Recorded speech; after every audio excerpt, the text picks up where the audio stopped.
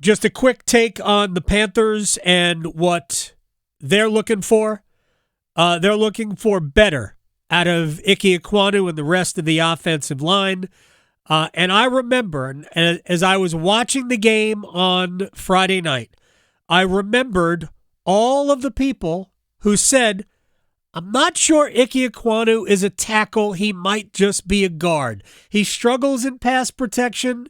Great run blocker. So as we bring in Will Brinson, CBSSports.com, Cover 3 podcast. That's Chip Patterson. Oh, that's right. I'm sorry. I got the whole thing. Right. There's a number involved. That's a pick six. Your pick six. That's twice as good as 3. That's right. Chip is half the podcaster I am. That's why he's Cover 3 and I'm pick 6. No. We just ran out of generic football terms, so we slapped those up there. And of course, I'm always down to promote any member of the CBS Sports podcast family and my good friend Chip, who our good friend Chip, yes, who deserves infinite credit for the way that he stewards that college football podcast. He does. He has to shepherd them. So yeah. As I was I'm really more of a sheep or like a goat, a lamb. Chip's a shepherd. Yeah, right. Exactly. Well, you have a lot of hair. So as I was watching the game Friday, that's what was popping into my head. I remembered all the people who told me that Ickey was maybe more of a guard than a tackle. I don't believe that to be true, and I hope it's not true. But boy, that was not a good showing against the Giants. What are your thoughts on that? Yeah, so I mean, I think a couple of things, and I actually did Charlotte radio this morning too, all over this great state of North Carolina, is Will Brinson on this. Lovely, you have covered all corners today. That's right. But talking to those guys down there, and I think it's worth pointing out the context with which we're examining, Ickey and that Panthers offensive line in the preseason, and which is to say that one, I think like it's the preseason, and so coaches are trying to do different things with different units and on different teams. For instance, the Jets, who the Panthers played in the first week of the preseason, are a really good defensive pass rush. And they'd already played one game, and they came in there, and on Bryce Young's first drop back, they ran a stunt. Right. And the Panthers were not prepared to block a stunt. And then Ickey looks extremely confused by the stunt. Now, That doesn't mean that he's unable as a blocker in pass protection to recognize a stunt and to block that. It probably is more likely that, and look, they were the line was terrible in that game, but like the point is, it's probably more likely that they weren't being coached to prep for that at all, right? Because they're thinking they're just thinking we're going to drop back and block and just work on our pass sets, et cetera, et cetera. And then with the Giants, you're talking about Don Wink Martindale, who is probably the most aggressive blitzer of all defensive coordinators in the last 10, 15 years. Like you have to go back to like Jim Johnson, the late great Jim Johnson with the Eagles, to find somebody who's as aggressive. And Don Martindale also old and scrappy, and not scruffy, and some 25-year-old would think they could get a fight with Don Martindale. Oh no, he wouldn't do that. Yeah, right. He'd have him down on the ground in like 5 seconds. Old man strength. Exactly. Major league old man strength. I'm sure he has like a barbed wire tattoo or something too. But he is he's aggressive in the preseason. He's not afraid to blitz and to be aggressive, and he wants to do that. He just didn't really care. And so I think the opponents matter for the Panthers. I think, the fact that you have Bryce Young in there, and when you have Bryce Young, you're going to want to let him throw.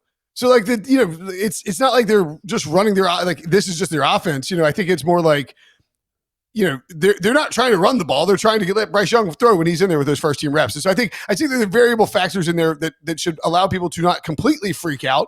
But just like a lot of teams in the NFL, just like every team in the NFL, if this offensive line is as problematic as it showed in the preseason, and it's a weakness for the Panthers, this is not a playoff team, and this is not a division winner. This is more like a 5, 6, 7 win team. Yeah, that is that is.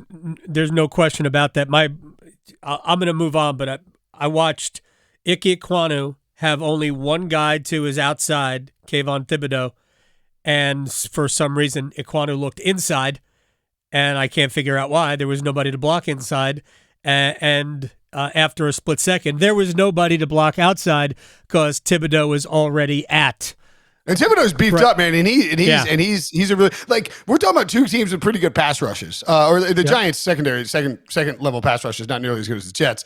Like Bryce Huff torched Ickey at one point during that first week, and he could start for a lot of teams. He's like the Jets, like fourth or fifth pass rusher. Jets have a very good defensive line and very good pass rushers without having necessarily stars, right? But on the defensive line, they are great. Let me ask you this. I can't decide if the 49ers are, and maybe this is Kyle Shanahan, are they horrible at the draft or are they great at the draft?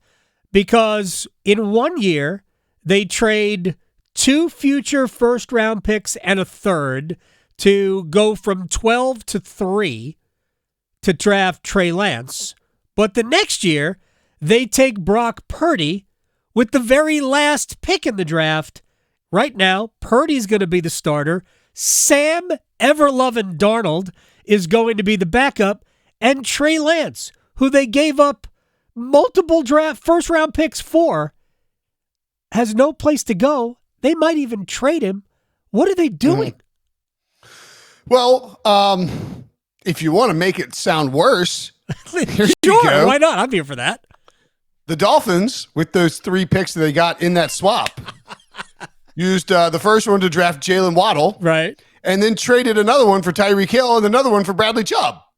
So sounds good. You could have a third string quarterback who's attempted 540 passes since high school, or you could have Jalen Waddle, Tyreek Hill, and Bradley Chubb. I don't know which. I mean, like the Niners actually couldn't. I don't know what would happen if they had Tyreek Hill and Jalen Waddle, because like, I mean, that's a literal Pro Bowl team with Deebo Samuel, George Kittle, Christian. Like, you'd have too much. Clearly they figured out a way to do it, but I think what's interesting about this, I guess, like maybe even, I mean, I guess it's ironic. I don't know. I've been getting yelled at for my use of irony lately, so I don't want to do that. But the 49ers, when they made that move, I think has not been like said, but I mean, it's sort of understated. And Mike Shanahan, Kyle's dad, did reference it.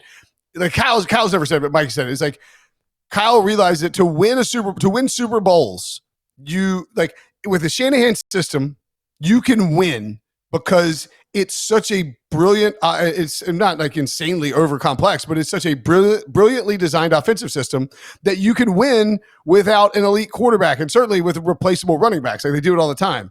But Mike realized and imparted this on Kyle too, that like after Elway retired, Mike has struggled to win. He's like, I just win with Jake Plummer. Right. And, he did. Right. Like he won plenty of games, but like, he's like, son, like literal, my son, you need to get a quarterback. And so they believe that Trey Lance possessed a combination of tools with both his legs and his arms to give up all that draft capital and go get him. They would be better off if they just stayed put and drafted Mac Jones. Mac Jones would. Oh, dude, Mac Jones would be perfect in that system. Point guard, distributor, et cetera, et cetera. He'd be Jimmy Garoppolo. They could have just kept Jimmy Garoppolo.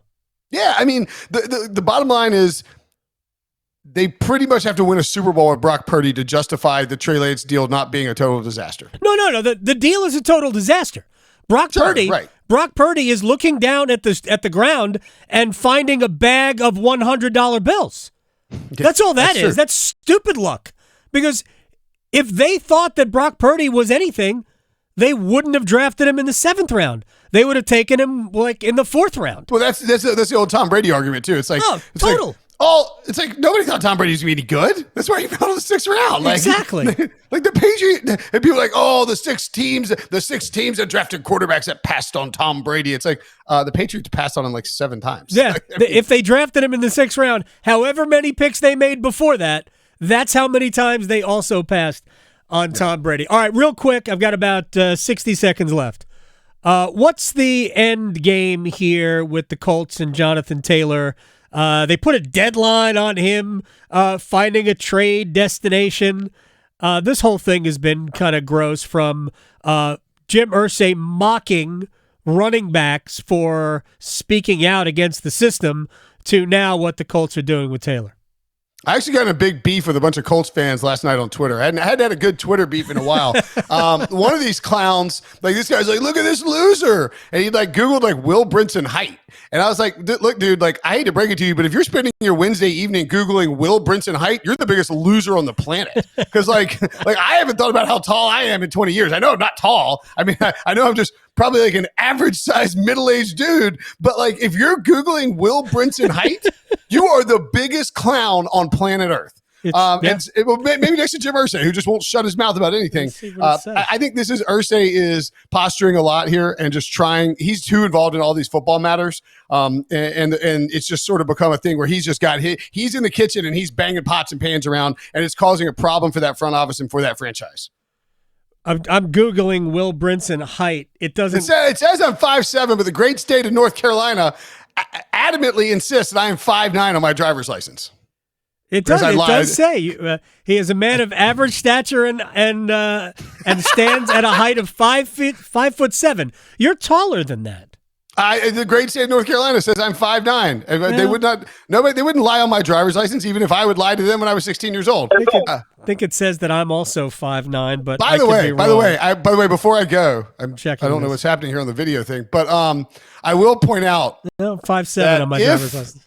If there was a Ryder Cup style battle between a bunch of Raleigh cowards and a bunch of high standing, good citizens from outside of the city, natives from outside of the city going on, I promise you that the people from outside of the city will prevail if that were to happen.